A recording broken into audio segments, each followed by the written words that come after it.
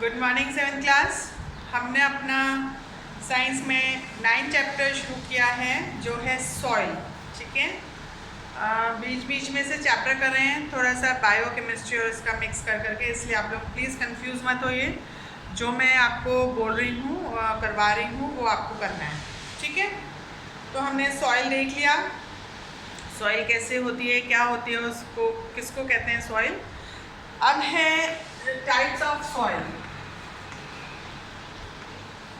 ठीक है, आप बोलोगे अब ये मिट्टी भी तरह तरह की होती है, बिल्कुल होती है, और उस पर ही डिपेंड करता है कि वहाँ पर खेती कैसी होगी। ठीक है, तो कैसे डिपेंड करता है, कैसी मिट्टी तरह तरह से होती हैं, उसके बारे में हम अब पढ़ेंगे। Soil is formed by the weathering of rocks. अभी मैंने आपको सबसे पहले यही बताया था कि सॉइल कैसे बनती है, रॉक्स के टूटने से बनती है। तो रॉक्स के टूटने को वेदरिंग कहते हैं। वेदरिंग मीन्स ब्रेकिंग डाउन और dissolving of rocks and minerals into small particles due to wind, water, ice, acids, salts, plants, animals and changes in the temperature etc. तो ये सारे फैक्टर्स हैं जो रॉक है, बड़ा बड़ा पत्थर है, उसको तोड़ने में इफेक्टिव है। जैसे एसिड की रेन होती है, ठीक है, वाटर है, विंड है, आइस बर्फ उस पर पड़ रही है। तो बर्फ पड़ती है, जब ज़्यादा बर्फ पड़ती है तो हर चीज़ पर जब ठोकर लगती है तो वहाँ पर बहुत टाइम तक ठोकर लगते लगते लगते लगते वो टूटता ही है। तो ये एक दिन का प्रोसेस नहीं है, ये मिलियन बिलियंस ईयर्स का प्रोसेस है रॉक्स को मिट्टी में बदलने का। ठीक है, तो इसमें एसिड, वाटर, विंड, नमक का पानी, मान लीजिए ऊपर से सॉल्टी वाटर गिर रहा है या कहाँ पे पत्थर है, वहाँ पे डिपेंड करता है। तो ये सब चीज़ें जो हैं ये वेदरिंग में इफेक्टिव होते हैं। प्लांट्स बीच में उगाते हैं, फिर वो गैप हो जाता है, पत्थर टूट जाते हैं, एनिमल्स चढ़ते हैं उन पर, उनकी ठोकर लगती है, फिर पत्थर टूटते हैं। टेम्परेचर चेंज होता है, कभी ज़्यादा कभी कम, कॉन्ट्रैक्शन और एक्सपेंशन और कॉन्ट्रैक्शन होता है, उसके कारण बड़े बड़े जो पत्थर हैं उनमें भी दरार आ जाती हैं और वो टूटते हैं, फिर और टूटते हैं, फिर और टूटते हैं। मैंने बताया था ये प्रोसेस अपन पढ़ चुके हैं कि बड़े बड़े पत्थर से रेत बनती है। ठीक है, अब salt, silt, sand, silt and clay are of different size and have different properties, and so depending on the proportion of these particles in the soils are of different type. अब ये जो बड़े बड़े पत्थरों से, ये हमारी रॉक है ना, इससे जो टूटते टूटते ये हमारी जो सॉइल बनी, ठीक है, इस सॉइल में सैंड, सिल्ट एंड क्ले होता है। मतलब इन तीनों का कॉम्बिनेशन से ये सॉइल मिलती है। अब सैंड क्या होती है, रेत होती है, जो डेजर्ट की रेत देखी है आपने, वो रेत। सिल्ट जो बारीक मिट्टी, जो जैसे अभी बारिश का टाइम है, उससे जो बारीक मिट्टी आप देखते हैं, जब बारिश रुक जाती है तो जगह जगह पे मिट्टी का ढेर लग जाता है, उसको हम कहते हैं सिल्ट। और क्ले भी एक टाइप की मिट्टी है, ठीक है, जो इसकी अलग प्रॉपर्टी होती है, इसकी अलग। ये भी इन दोनों का बीच का कॉम्बिनेशन है। ये बहुत बड़ा पार्टिकल्स है, इसकी बारीक पार्टिकल्स, और इसमें ये बहुत बारीक पार्टिकल्स। ठीक है, ये आप इसको ऐसे समझ लीजिए। ये हमें सैंड है, आंखों से दिखती है। ये जो सिल्ट है, बारीक मिट्टी, ये जब पानी के साथ बह के आती है, या धूल मिट्टी जब हम घर पे देखते हैं, जब हमें दिखती है। और ये क्ले के जो पार्टिकल्स हैं, हम देख नहीं सकते हैं, पर ये तब इकट्ठे हो जाते हो तो एक बड़ा डला बन जाता है। डला जिसे हम बोलते हैं मिट्टी का डला, वो बन जाता है।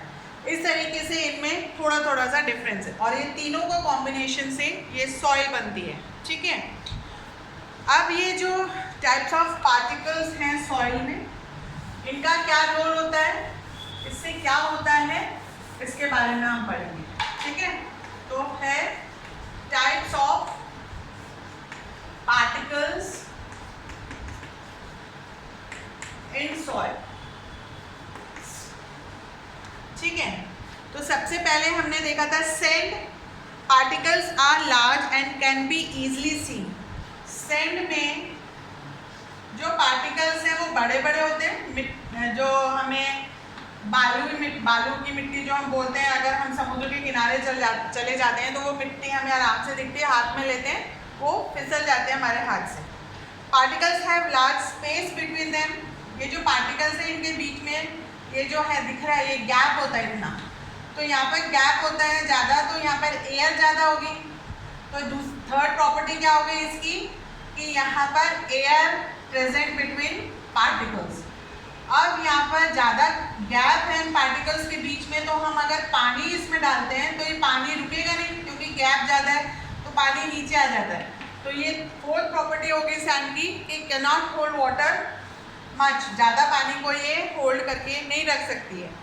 ठीक है, and pure sand is not suitable for plant. अब क्योंकि यहाँ पर पानी ज़्यादा रुकता ही नहीं है, पानी बह जाता है, तो ये प्लांट्स के लिए सूटेबल नहीं होता है। मतलब डेजर्ट की जो मिट्टी है वो प्लांट्स के लिए ज़्यादा सूटेबल नहीं है, इसलिए यहाँ पर ज़्यादा खेती बाड़ी नहीं कर सकते। फिर हम आते हैं सिल्ट पर। सिल्ट मैंने बोला बारीक मिट्टी है ना, बारीक रेत। Particles are smaller than sand and not visible to the eyes. इसके जो पार्टिकल्स हैं मान लीजिए ऐसे होते हैं, हम इजीली जो धूल मिट्टी होती है उसको हम देख नहीं सकते हैं। तो अब ये क्या है, यहाँ पर जो है इन दोनों के बीच में ये गैप कम होता है, बिल्कुल नहीं होता नहीं बोल रही हूँ, कम होता है। तो यहाँ पर एयर स्पेस जो है एयर वो कम होते हैं और यहाँ पर जो पानी है वो इजीली नीचे नहीं आता है। ठीक है, पानी इजीली नहीं आता है, तो पानी जब ये मिट्टी होल्ड करके रखती है तो ये थोड़ी सी खेती के लिए अच्छी होती है, ज़्यादा अच्छी नहीं होती है ये भी, पर थोड़ी सी ये मिट्टी जो है ये अच्छी होती है खेती के लिए। Silt is present as a deposit in the river beds. जहाँ पर नदियाँ होती हैं वहाँ पर ये जो मिट्टी है हमें दिखती नहीं है, पर तब पानी रुकता है कुछ तो समझ में आता है कि पानी के साथ ये मिट्टी बह के आई। अभी बारिशों में अभी पता नहीं चलता है, पानी से बहता रहता है, तब बारिश रुक जाती है तो हम देखते हैं जगह जगह पे मिट्टियों का ढेर लग जाते हैं। फिर क्ले, थर्ड है क्ले। इसके जो पार्टिकल्स हैं वो छोटे छोटे होते हैं, पर वो इकट्ठा होकर जो मैंने बताया डला बन जाते हैं। Particles are extremely small and cannot be seen. Particles have hardly any space between them and adhere together tightly. अब ये जो पार्टिकल्स हैं ये पास पास है, तभी ये आपस में डला बन जाता है, ये एक दूसरे को पकड़ के रखते हैं, क्लोज है ज़्यादा तो वो आपस में टाइटली बॉन्डेड रहते हैं। Clay does not have much air. इनके बीच में जो पार्टिकल्स क्योंकि टाइटली एक दूसरे से अटैच्ड हैं तो एयर ज़्यादा नहीं होती है। Does not allow water to pass through it easily. अब ये पास है, एयर भी कम है तो पानी भी इनमें से आराम से नीचे नहीं आता है। ठीक है, does pure clay is not suitable for plants.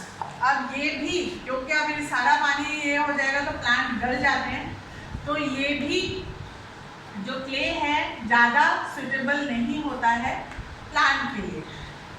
ठीक है, तो ये जो प्रॉपर्टीज़ हैं ये आपको याद करनी है कि सैंड की और सिल्ट की और क्ले की प्रॉपर्टी क्या है।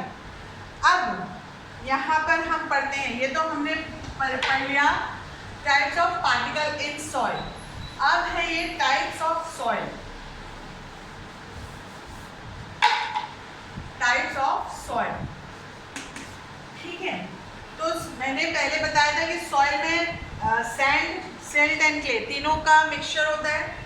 तो अब जो है सैंडी सॉइल, इसमें जो सैंड की जो मात्रा है, सैंड वो है 85 to 90%, ठीक है। सिल्ट एंड क्ले, सिल्ट 10% होता है और क्ले 15% होता है।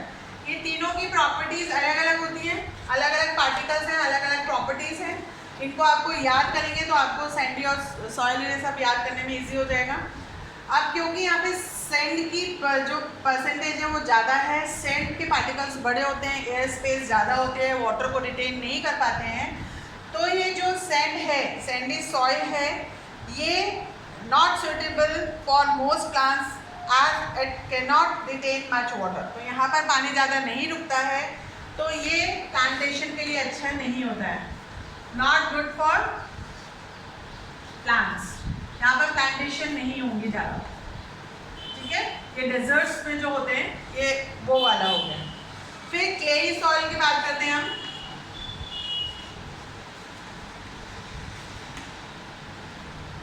मेनली क्ले अबाउट 60%, क्ले है तो क्ले यहाँ पे 65% है, सैंड 10% है एंड सिल्ट है वो 25%।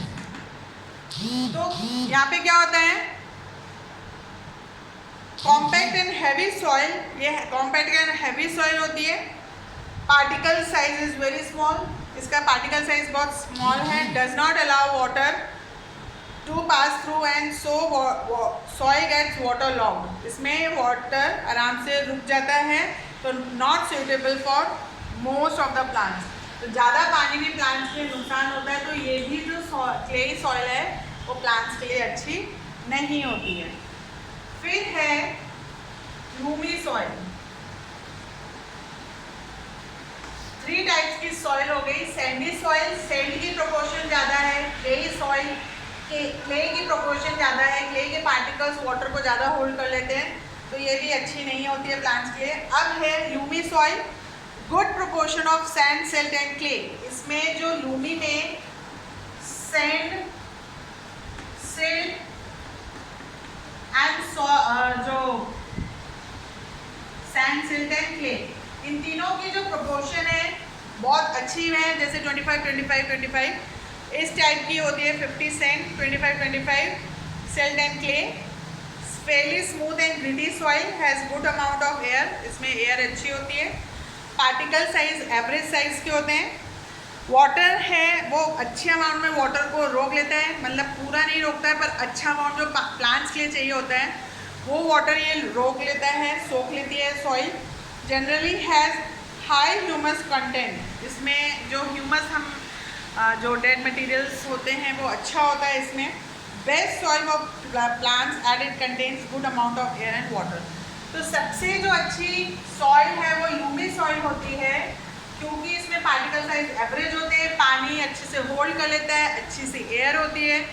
तो यहाँ पर जो प्लांट के लिए सब चीज़ इम्पॉर्टेंट होती है वो इसमें होती है, ह्यूमस होता है इसमें। तो ये लूमी सॉइल जो है ये प्लांट के लिए बहुत इम्पॉर्टेंट होती है और गुड फॉर प्लांटेशन होती है। अब यहाँ पे humus makes the soil better. When added to sandy soil it increase the water holding capacity and when added to clay soil it increase the air space. जो हम ह्यूमस खाद जो हम मिलाते हैं सैंडी सॉइल में मिला लेते हैं तो वाटर उसको अच्छे से होल्ड कर पाते हैं, इसलिए अब एग्रीकल्चर फील्ड में एक्सपेरिमेंट होता है, या डेजर्ट में भी आप देख रहे हैं यहाँ पे प्लांटेशन शुरू कर दिया है। लोग जो एग्रीकल्चर फील्ड में पढ़ के आते हैं तो वो ऐसे ऐसे सॉइल में और हम ऐड करके क्या प्लांटेशन कर सकते हैं उसके बारे में करते हैं और एक्सपेरिमेंट करते हैं। और अब जो डेजर्ट है वो एरिया वो भी अब ग्रीन में कन्वर्ट हो रहा है। पेपर में आपने न्यूज़ देखी होगी कि जो बंजर ज़मीन थी अब वहाँ पर पेड़ उग रहे हैं। तो ये सब जो एग्रीकल्चर फील्ड से लोग जुड़े होते हैं वो आते हैं, पढ़ते हैं, जैसे इंजीनियरिंग है, डॉक्टर है, वो फील्ड में आते हैं और फिर उसको वो जो है उसको कन्वर्ट करते हैं, सूटेबल फॉर प्लांट्स करते हैं और फिर वहाँ पर खेती बाड़ी होती है। ठीक है, तो इस टाइप का जो है ये टेबल्स ये दोनों आपको याद करनी है। ठीक है, और आप उसको वीडियो को देखेंगे तो सब समझ में आएगा। रीड करिए जिसके पास बुक है, और कुछ समझ में नहीं आए तो आप मुझसे पूछिएगा। Okay, have a nice day.